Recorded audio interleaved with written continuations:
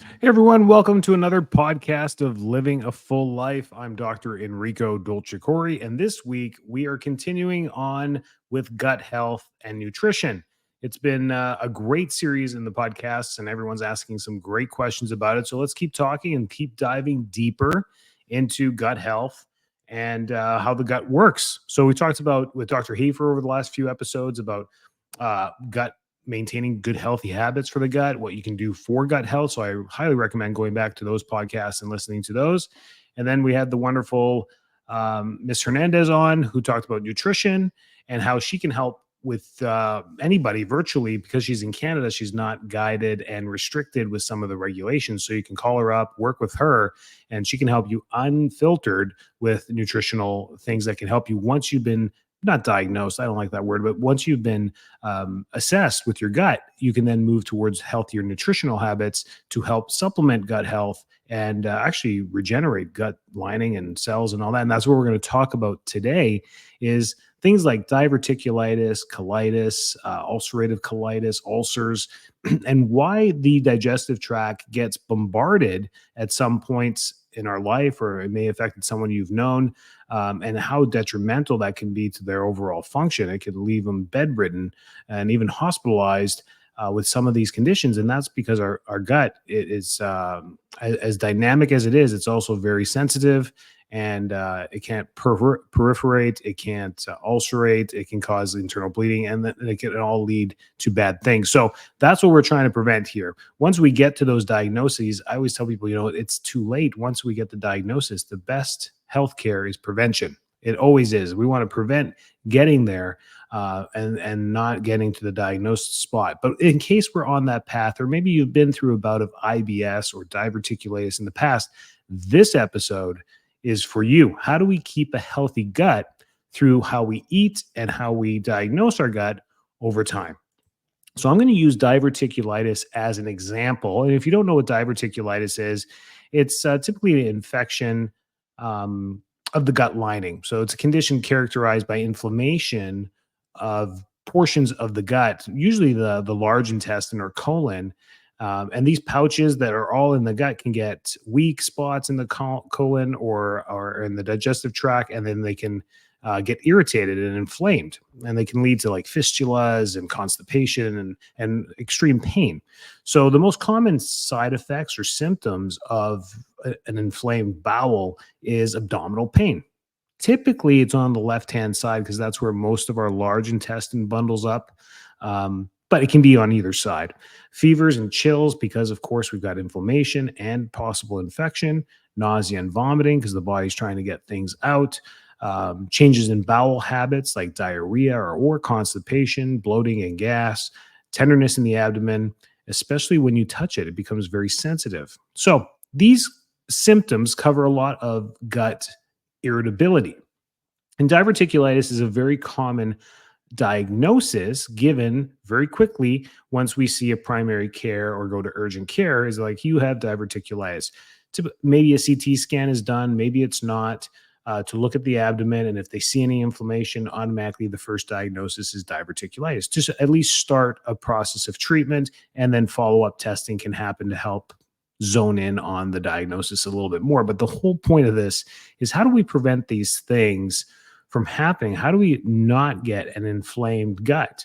And it starts by understanding how the gut really works and its entire system. So the new frontier in the gut over the last 25 years has been the gut microbiome. We've been talking more about the bacteria and the viral load in our systems more than the actual physiology of the gut. We're not actually just talking about the actual organ or the tissue and the cells and the epithelial cells and all this of the gut that we've done for the last 100 years. We're now looking into, okay, we understand that this is cells and layers to it, just like our skin, but how does it actually function? And it's an entire microbiome, an entire environment of bacteria and viruses that work together to promote digestion. It's a fascinating universe that our gut is. Then we're in the initial frontier of understanding it. So a microbiome refers to the diversity or a diverse community of microorganisms that inhabit the gastrointestinal tract. So these play a crucial role in maintaining health in the gut, preventing various digestive conditions, including diverticulitis. And here's how the gut microbiome influences diverticulitis or any type of inflammation prevention. Number one, it's maintaining intestinal barrier function. So this microbiome, I always give examples when I'm teaching a workshop or anything like that about health, and we talk about the gut. I say, the microbiome is like the piping system in your home. Just from the sinks, from the washing machines, everything like drains water, drains through the pipes and out to the sewer, right? So these pipes are just like our digestive tract. Everything just goes through it and we absorb the nutrition from it, and the rest of it should be filtered out to the sewer system, right? But inside of that PVC pipe, the plastic pipes that we have, or copper pipes, depending how old your home is, it's coated in this film. And this film, the healthier this film is, the thicker it is, and the more diverse it is this film on the inside that helps everything move back and forth a lot easier. Does that make sense? So that almost like a plaquing of the inside of the tubes or of the gut is this diverse land of microbiome, of all the bacteria that are there. And this helps the integrity of the intestinal barrier. It creates this whole new barrier above the cell lining, which is crucial for preventing the prevention of harmful substances and bacteria from the gut into the bloodstream. So the microbiome itself creates its own barrier from being absorbed into the bloodstream. So it protects itself. And as we deplete this plaque, let's call it, or this biome within our intestinal tract, what ends up happening is we become more susceptible to the cell lining or of the gut being exposed. And the more it's exposed to stress, the higher the risks of irritation and inflammation, which can lead to cell pathology. And that cell pathology can be anything. It could be irritable bowel syndrome. It could be diverticulitis, because now we have fistula inflammation. It could be an ulcer that starts to bleed because we've irritated that area so much it can bleed. We have ulcer or ulcerative colitis.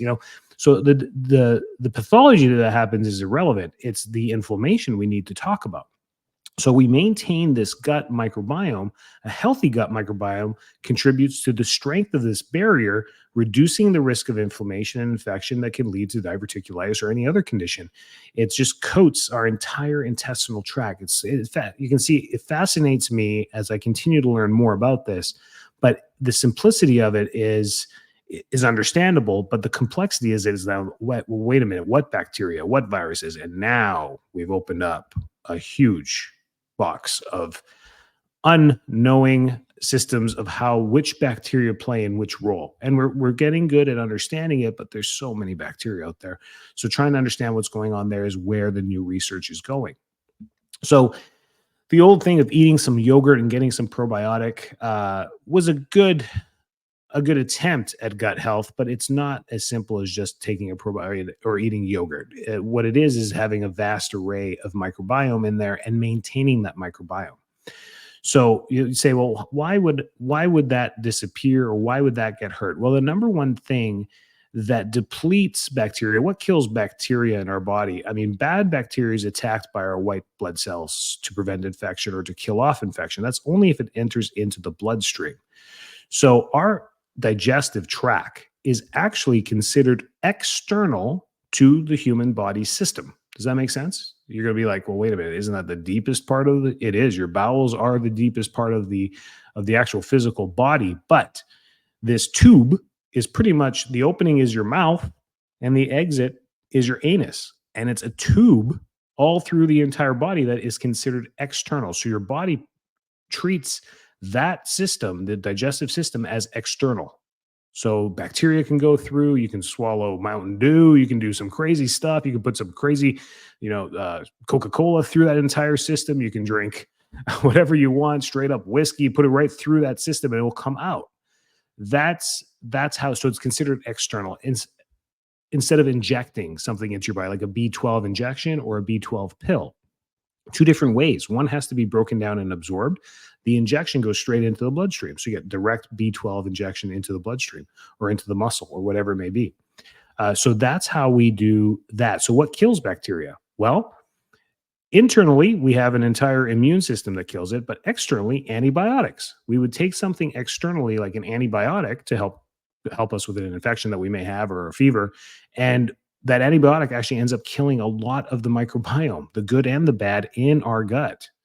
So the more we're exposed to antibiotics, the more severe our gut is bombarded and killed off. So that plaquing system inside of the gut is actually depleted. Does that make sense?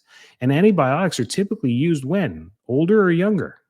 Younger. Our kids, we put them through a lot more antibiotics at the younger ages because they're getting sick most of the time. Any of you have had a 6 month old or a 12-month old or a 2 year old or a 4 year old understand that they get sick a lot. And the default to it, not so much now as it used to be, but still there, is antibiotics. Chronic ear infection, antibiotic. A raggedy cough, antibiotic. Fever, antibiotic.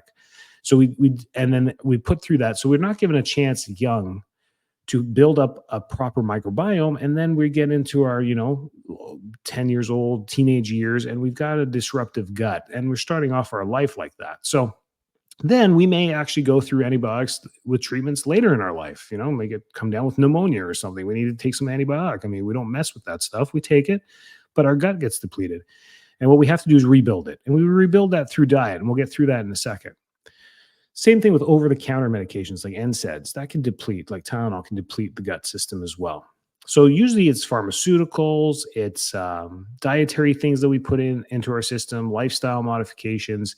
These things can actually change the microbiome itself. So that's the number one thing. And what we'll do to rebuild that is, we'll talk about it in a second, a good high-fiber diet with fermented foods. And we'll talk about that in a second.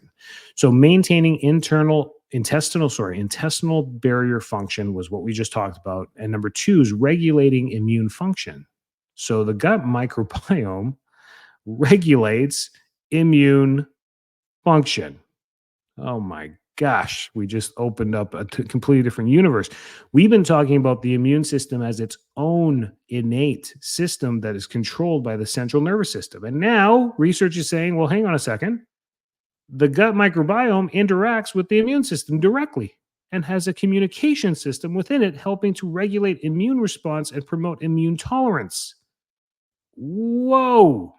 Why do some kids get more sick than others? Not genetics.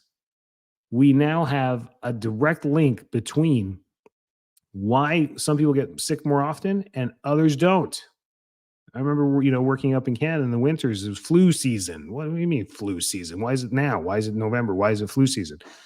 Because people's guts were bombarded because of Halloween, Thanksgiving, Christmas, New Year's, Valentine's Day, like sugar, sugar, sugar, sugar, sugar, right? And we're depleting it and they're getting sick and they're taking antibiotics and they're more depleted and they eat more sugar and they're more depleted. And they take another antibiotic and they're depleted. And that's what was happening.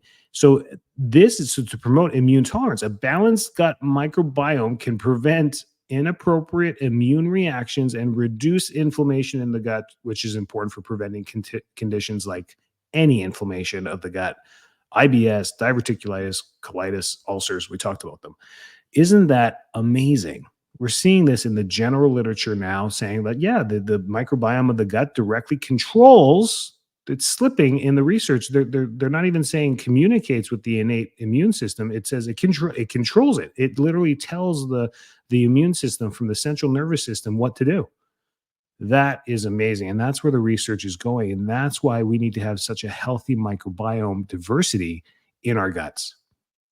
Producing short chain fatty acids. We've all heard of long chain fatty acids, your omega-3s, your omega-6s, your omega-12s. We know about those. You may not be a biochemist and know exactly the chain and can write it down on a piece of paper, but who cares? You don't need to. But what about these short chain fatty acids? They're SCFAs. You'll see it sometimes in the literature, but not talked about very often. Certain beneficial bacteria in the gut microbiome ferment dietary fiber to produce short chain fatty acids, such as butyrate, acetate, and propionate. Short chain fatty acids have anti-inflammatory properties and help maintain the health of the interstitial lining of the gut. By promoting the production of short chain fatty acids, a diverse and healthy gut microbiome can reduce inflammation and protect against inflammatory gut disease. That's pretty cool stuff. So the bacteria in the gut actually ferment the fiber that we eat. and that produces short chain fatty acids. That is why, ladies and gentlemen, fiber is so important in our diet. We need to be eating it. And the biggest problem with the American diet is we don't get fiber. We don't get enough of it. We just don't eat the hearty vegetables. We don't do it. And that is just setting up our gut for failure right there. Another reason is competing with pathogenic bacteria. So, the microbiome of our gut competes with bad bacteria. So once we get into some bad stuff, E. coli, salmonella, listeria, whatever comes through our body, the bad guys, a diverse and balanced gut microbiome can outcompete harmful or pathogenic bacteria for resource and space in the gut. They won't give them a chance to set up some room and board anywhere to set up an infection. And by occupying niches and producing antimicrobial compounds, beneficial bacteria in the gut microbiome help prevent the overgrowth of potentially harmful bacteria that could contribute to inflammation and infection in the diverticula, fistulas, anywhere in the gut. That is another fascinating tip right there, is that having a healthy microbiome is like having a diverse army of good guys in the gut, that when the bad guys come in, they don't stand a chance. They're just overpopulated. And if they do try and set up, they won't get enough space to create an infection. Pretty cool stuff there. So, I have family members, like, I have an iron gut. They're Italian cousins, in Italy and stuff like that. I can eat anything. I've got an Italian gut. I never, and you kind of think about it now that you know the research, like, man, they must have really good gut flora. They can eat spicy foods. They can eat these foods. They can eat that. They can eat this. They can eat high fat, low fat, whatever. And it doesn't really bother them. So they say. And you think about it, you're like, why? Is that genetic? What's going on? It's really that they have a vast array of bacteria in their gut. And the last tip, or the last topic, is fermenting dietary fiber. Fiber comes up again. Out of the 5 things I told you that the microbiome is important about today: maintaining interstitial barrier function, intestinal barrier function, regulating immune function, producing short chain fatty acids, competing with pathogenic bacteria, with bad bacteria. Now, number 5, fermenting dietary fiber. The gut microbiome plays a crucial role in fermenting dietary fiber, which is important for maintaining bowel regularity and preventing constipation. Constipation and straining during bowel movements are a risk factor to many things like diverticulitis and hemorrhoids. So promoting a healthy gut microbiome through fiber-rich foods can help prevent diverticulitis by supporting regular bowel movements and reducing pressure on the colon. Fiber comes up again, and fermenting it plays a crucial role in the movement. So now, again, another nervous system thing that we said controls the movement of the gut is peristalsis, which is controlled by the central nervous system. Completely wrong. The central nervous system sends sensory pathways to the gut to sense, to absorb food, to break down food, to secrete secretions, to help all the organs in the digestive system work. But they do not move what we thought peristalsis. There is no neurological function to this. And it hasn't been completely disproven, but it looks like that's where the research is going, showing that peristalsis isn't actually a controlled movement. It is this microbiome diverse system that's in our gut that, when working well, that fermenting process and breaking down process of the bacteria itself is what pushes things through. Very, very cool stuff. You can see how excited I was on this one. But going back, if you're suffering from anything gut related, just constant gut pain, and you've had no diagnosis, you may have been told you that had something like IBS or those are the most common ones, diverticulitis. Maybe the next step was endoscopy. Maybe they actually went to go look. And when they're looking, or colonoscopy, they're looking for fistulas, swelling, inflammation, ulcers, bleeding. I mean, that's what they're looking for, is these things that we talked about today, the actual diagnosis. And the The good and the bad of that is that once they go in there, they can find if they find something, they can have a solid diagnosis of what's going on, and that's great. But the bad thing is now you have it. You have that ulcer, or you have diverticulitis, or you have the fistula, or polyps, or cancer, for Pete's sakes. So that's where we're trying to prevent. We don't want to get down to that road. All of you listening to the podcast, I want you to go in for your regular colonoscopy at 50 or whenever you go, 40, and come out of there and they're like, hey, look clean, look great. It's like a dental checkup. I want my kids to go for their dental checkup. Be like, everything looks great. Keep an eye on this tooth, clean a little bit more between these two teeth, and see you later. That's what you want. That's what healthcare is taking care of our health. Once we start going mitigating for symptoms and disease and diagnoses, it's no longer healthcare, it's sick care. Now we're trying to take care of sickness. So preventing this comes from the basics. And we have been doing this for over 2 years with podcasts. Diet comes up over 100 episodes. I think in every single episode, maybe there was one we didn't talk about diet, maybe an exercise topic. I doubt it. I think I've talked about diet in every single podcast we've been in for the entire time. And that's how important it is in understanding this. And the simplicity and the complexity of diet is like, well, what do I eat? How do I eat? What nutrition do I need? That's the complexity of it. The simplicity of it is a vast array of everything. That's what we need to be eating, a mixed and balanced diet. So if we can do that, we can prevent a lot of issues in our gut. If you have any questions, reach out to us. This is the stuff we love. info@fulllifetampa.com. You will get doctors to respond to you on any questions you have, wherever you are. We're here for you. If you have any other gut questions, we'll turn them into a podcast. That's fantastic as well. Stay well, stay healthy, and keep that gut